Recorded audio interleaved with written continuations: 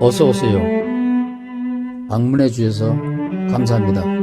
참새 예수의 신학 교실입니다. 구독까지 해주신다면 큰 힘이 되겠습니다. 안녕하세요. 저는 안녕하지 못합니다. 어떤 분이 제가 종교 언어 나쁜 사례, 좋은 사례 경우를 올렸는데 심각한 질문을 주셨어요. 그래서 댓글은 달았습니다. 문답교실에서 이미 삼위일체를 다뤘기 때문에 그걸 한번 훑어보라고 댓글은 달았는데 마음이 편안하지 않아서 갑자기 짧은 영상을 마련했습니다. 질문자가 도움을 얻었으면 좋겠습니다. 제가 올린 영상은 종교 언어 2, 하나님이라는 말 바로 사용하는 경우, 엉터리로 사용하는 경우 예를 들었습니다. 바로 사용하는 경우는 요한복음을 들었고요. 잘못 사용하는, 엉터리 사용하는 경우는 전광훈 목사와 윤석열 씨를 극구 찬양하는 사람들, 트럼프 대통령을 찬양하는 사람들을 예로 들었습니다. 언어 자체가 잘못됐다라는 게 아니라 그들이 찬양하는 대상의 가치가 잘못됐기 때문에 그렇습니다. 그런데 그 강의를 듣고 어떤 분이 질문을 하셨어요. 삼위일체를 어떻게 생각하십니까? 저의 답변은 이미 다루었으니 그것을 참조하십시오. 그러는데 제 경우라도 뭘 참조하라 그러면 그걸 찾아서 다시 듣고 싶어 하지 않습니다. 제가 간단한 답변을 드리죠. 혹시 진지하게 삼위일체에 대해서 공부하고 싶은 분 계시다면 한국기독교연구소에서 나온 이 책을 꼭 참조하시기 바랍니다. 무슨 소리야? 나는 조직신학 박사 학위 받았어. 그래도 유대인이 쓴 이 책을 꼭 한번 보시기 바랍니다. 하나님의 삼위일체, 성부 하나님, 성자 하나님, 성령 하나님, 셋이고 삼위, 그리고 하나다. 그 말은 첫 번째로는 예수님은 신적인 존재다. 거기서부터 나왔습니다. 윤석열 씨도 신적인 존재로 하늘이 내린 대통령으로 추앙받고 있고 트럼프 대통령도 당신은 하나님입니다 라고 할렐루야 찬양을 받습니다.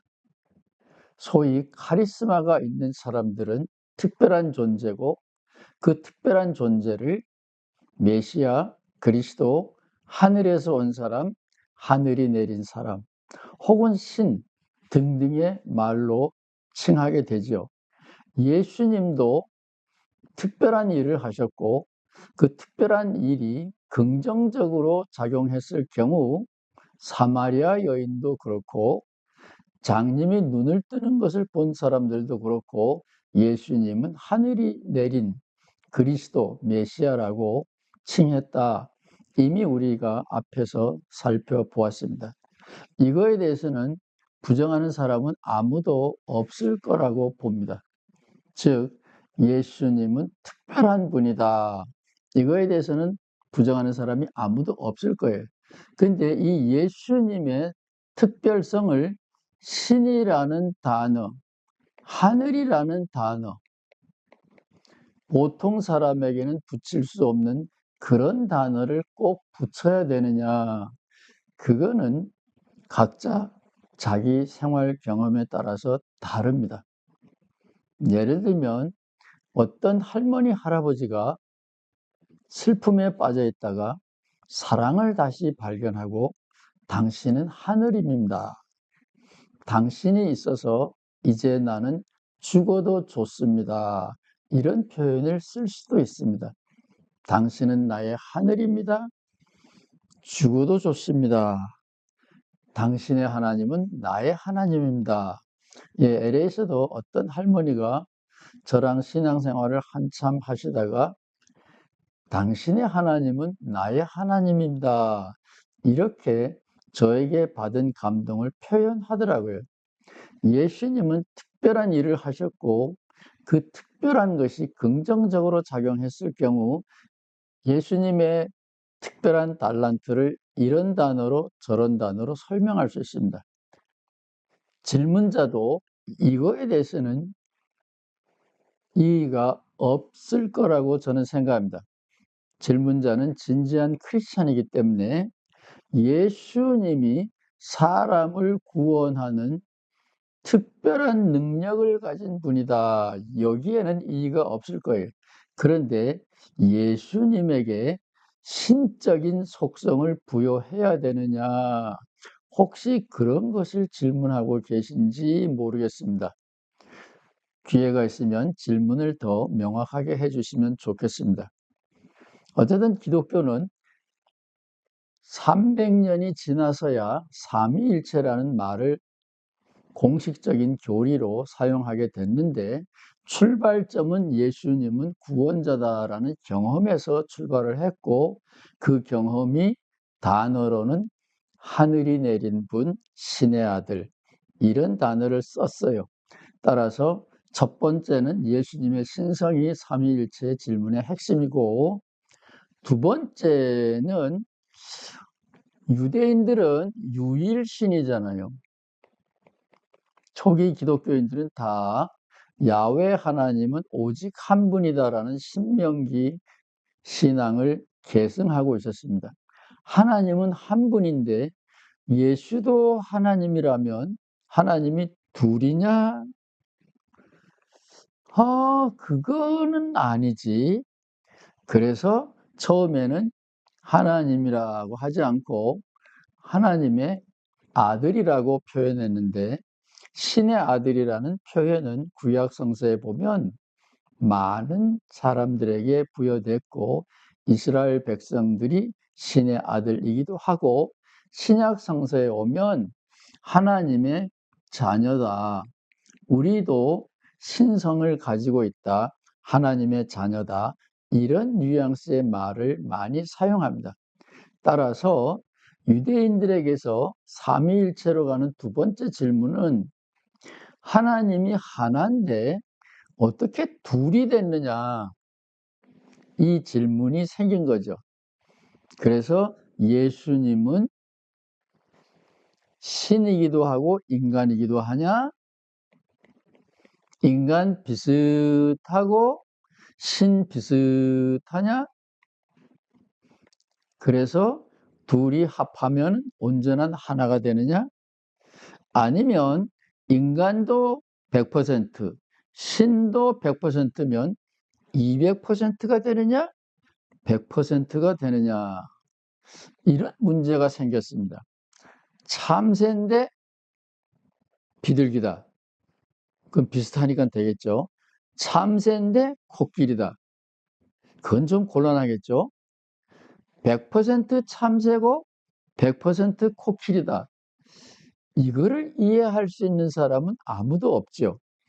그래서 삼위일체는 예수님의 양성, 두 개의 본성이 어떤 관계냐, 유일신 하나님과는 어떤 관계냐, 에이 모르겠다. 그래서 나온 단어가 신비다, 알려고 하지 말라, 모르겠다라는 말을 부드럽게 하면 예수님의 신성과 성부 하나님과의 관계는 신비다. 예수님의 신성과 인성의 관계는 신비다. 이런 말을 쓰는데 그거는 더 알려고 하면 다친다라는 말인데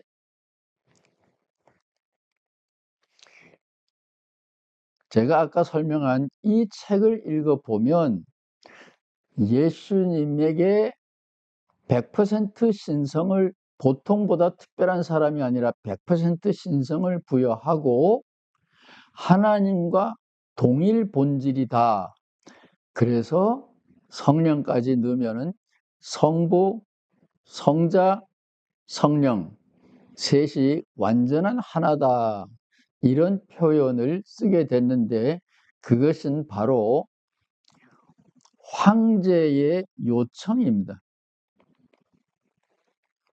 기독교를 공인 종교로 만든 콘스탄티누스 황제가 기고만장해져 가지고 예수님이 신이다 라는 것을 자기가 황제로서 하나님하고 동등이다 라는 표현을 사용하기 위한 발판으로 예수님에게도 100% 신이다를 강요했습니다. 이 회의를 소위 기독교가 교리를 만든 회의를 동방서방교회가 나누어지기 전에 모인 기독교 회의를 에큐메니칼 회의라 그러는데 다 모였다 그래서 그 에큐메니칼 회의는 교회가 필요해서 모인 것이 아니라 콘스탄티누스 황제가 모여 그래가지고 강요해서 만들어진 겁니다. 그게 바로 이 책의 중요한 이야기입니다. 예수는 어떻게 하나님이 되셨는가? 콘스탄티누스가 요청하고 그의 강력한 무력에 후원에 힘입은 교회의 지도자들이 애따 먹어라. 그리고 던져준 겁니다. 정치적인 거예요. 삼위일체는 정상적으로 만들어진 것이 아닙니다. 콘스탄티누스 황제가 자기의 키를 높이 세우기 위하여 교회 지도자들에게 강요하여 만든 교리입니다. 따라서 기독교 교파들 중에는 삼위일체를 믿지 않는 교파들도 있고 초기 기독교, 특별히 성경 자체는 삼위일체를 모르는 교회 성경도 많이 있습니다. 저의 관심은 콘스탄티누스가 요구한 황제가 요구한 신비, 예수님의 신성, 양인성 100% 그런 이상한 이야기가 아니고 저의 관심은 삼위일체라는 종교적인 언어는 종교 체험을 표현하기에 안성맞춤인 유익한 언어다라고 하는 겁니다. 이거는 저 혼자 생각이 아니고 불교를 공부하면 거기에 삼위일체가 나옵니다. 그건 또 다른 문제로 가니까 설명하지 않겠어요. 부처님은 은혜를 베푸는, 해탈을 베푸는 분이다. 부처님은 그러면 왜 사라졌느냐? 부처님은 사라진 게 아니야. 부처님은 극락에 가셨지만, 부처님은 저 세상에 가셨지만, 부처님은 무의 세계, 니르바나에 들어가셨고, 부처님은 지금도 우리와 함께 계셔. 그러면 부처님이 둘이야? 아니야. 부처님은 어제 오신 것이 아니라 그 이전에도 우리와 함께 계셨어. 따라서 불교에는 다르마, 부처님의 법, 본체는 몸이 아니라 다르마인데 그 가르침은 옛날에도 부처님하고도 부처님이 세상을 떠난 지금도 우리와 함께 계신다. 부처님이 없다고 오늘날 불교 신자들이 불리한 조건에서 해탈을 체험해야 되느냐? 아니다. 동등하다. 기회는 동등하다. 그런 것이 불교에 있는 삼위일체입니다. 기독교도 똑같아요. 종교 체험의 언어로 보면 삼위일체는 살아있는 언어입니다. 예수님이 체험한 하나님, 베드로나 바울이 체험한 하나님, 오늘 우리들이 예수님을 통하여 바울이나 베드로의 성서를 통하여 체험할 수 있는 신체험 1, 2, 3 동일하다, 동등하다 그런 이야기입니다. 저는 신학을 배우기 전에는 아니 베드로가 신앙이 대단하다. 아니 예수님하고 맨날 먹고 놀고 같이 했는데 신앙이 뭐 있을 수밖에 없지. 그게 뭐 대단해. 바울도 뭐 직접 만나지는 못했지만 사막에서 그 놀라운 체험을 했으니까 예수님 제자가 되는 거지. 그게 뭐 대단해. 나처럼 아무것도 없는 데서 예수 믿는다. 내가 대단한 거지. 그렇게 생각했거든요. 삼위일체라는 종교 체험의 언어는 누구든지 하나님을 만날 기회가 동등하다. 그리고 지금도 우리는 하나님을 만날 수 있다.